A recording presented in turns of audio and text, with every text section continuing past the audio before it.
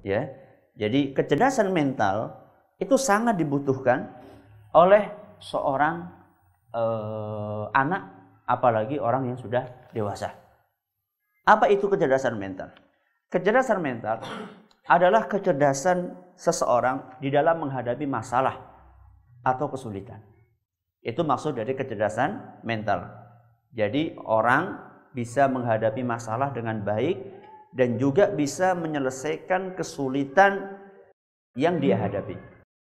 Inilah yang dimaksud dengan kecerdasan mental. Sehingga ketika ada masalah datang, dia tidak panik, dia tidak bingung, dia tidak habis akal. Dia akan terus tegar menghadapi masalah tersebut.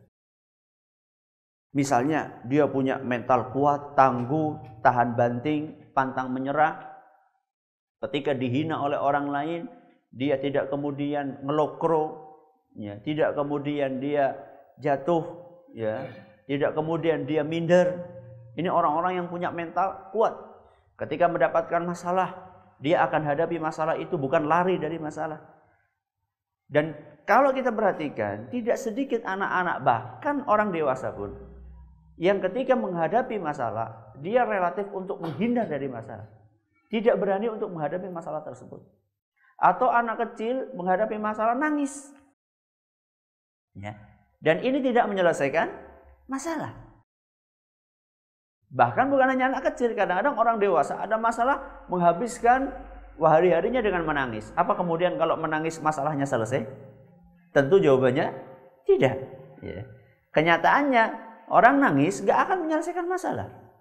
Maka dari sini bahwa yang namanya kecerdasan mental itu sangat dibutuhkan oleh seorang manusia.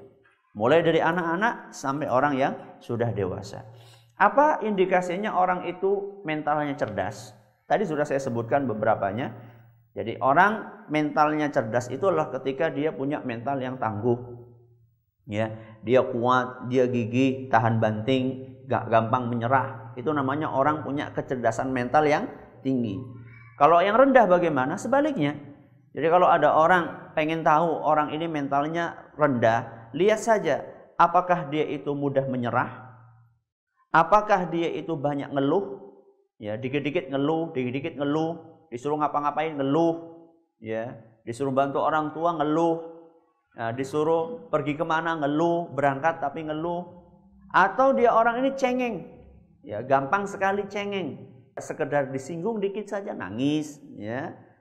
Atau labil, ya, mudah sekali dia terombang-ambing oleh perasaannya, ya, atau daya juangnya kecil. Orang-orang yang punya sifat-sifat ini, maka ini indikasi pertanda bahwa anak ini adalah orang yang kecerdasan mentalnya rendah.